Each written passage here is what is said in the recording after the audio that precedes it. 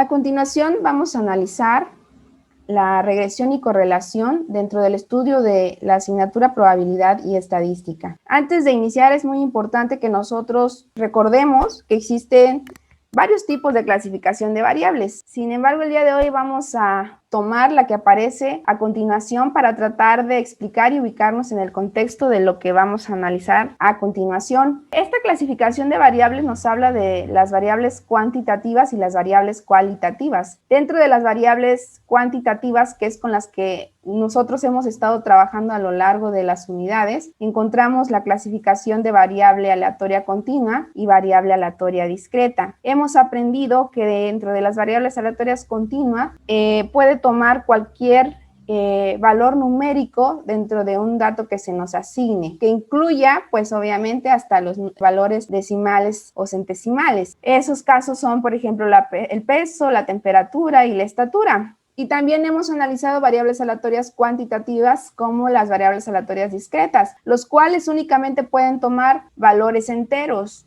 y son absolutos, no pueden adquirir valores decimales. Entonces, el número de los hijos, de empleados en una empresa, de asignaturas aprobadas en un semestre. Y también, pues existe otra clasificación de variables que corresponde a las variables cualitativas. Estas variables cualitativas, más que valores numéricos, nos ofrecen, por ejemplo, en el caso de las variables nominales, características o cualidades, y pues no van a tener un orden preestablecido. Ejemplos de variables nominales, pues corresponden al género, deporte favorito. En este caso se presentan ejemplos como el de color de ojos, la profesión, la religión que se profesa. Entonces, son datos que nos van a otorgar no precisamente un valor numérico, sino una característica o una cualidad. Y por otro lado están las variables cualitativas ordinales, que estas principalmente lo que nos van a ofrecer es una jerarquía o categorías. Por eso el nombre ordinal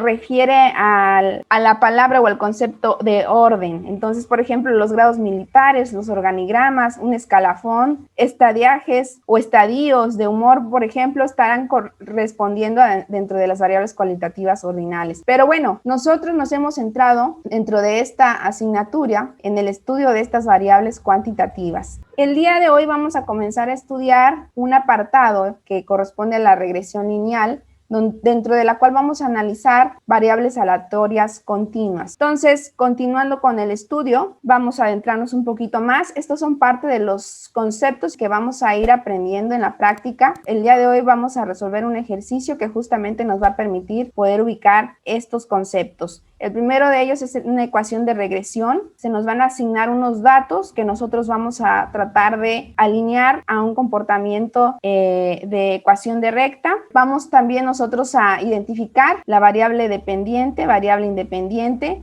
Luego vamos a estimar qué tipo de relación pueden guardar estos dos tipos de variables y vamos a aprender que existe un comportamiento directo, uno indirecto, y quizás podemos encontrar también un tipo de comportamiento donde las dos variables no van a guardar ninguna relación. Existe también otro punto importante que es el coeficiente de relación y el coeficiente de determinación, que nos van a permitir también llegar a conocer, por un lado, qué tanto pudimos nosotros acercar los conjuntos de datos a un valor de ecuación lineal, y también, por otro lado, poder estimar, como ya decíamos, los tipos de correlación, ¿verdad? Pero eso lo iremos platicando poco a poco. Para empezar, es muy importante ubicar que dentro de las variables aleatorias cuantitativas y en la clasificación de variables aleatorias continuas, nosotros vamos a podernos encontrar en los experimentos o en procesos que estemos analizando bajo una investigación, ya sea dentro de una empresa o en ingeniería, pues estos dos tipos de variables. La variable independiente va a ser aquella que no depende de otra y que es el objeto o evento en el que se centra la investigación. Supongamos que tú quieres conocer cuál va a ser el rendimiento en kilómetros de un coche que va pronto a salir al mercado. En ese caso, la variable independiente sería, por ejemplo, la cantidad de gasolina que tú vas a suministrarle al vehículo y que tú deseas conocer de ahí cuántos kilómetros va a poder recorrer ese vehículo con esa cantidad de gasolina. Entonces, la variable independiente sería la gasolina que tú vas a suministrarle al vehículo y la variable dependiente pues va a ser de kilómetros kilometraje que va a recorrer. Entonces, la variable dependiente corresponderá a una variable que, como el nombre lo dice, guarda una dependencia de la variable independiente. Esta es una variable que se dice que está subordinada. Eso quiere decir que está bajo las órdenes o las instrucciones de este tipo de variable. El experimento va a ser aquella situación donde nosotros vamos a estar controlando pues la variable independiente de manera intencional, principalmente porque queremos analizar una consecuencia sobre la variable dependiente. Si hablamos nosotros del caso de la industria, pues lo que más nos interesa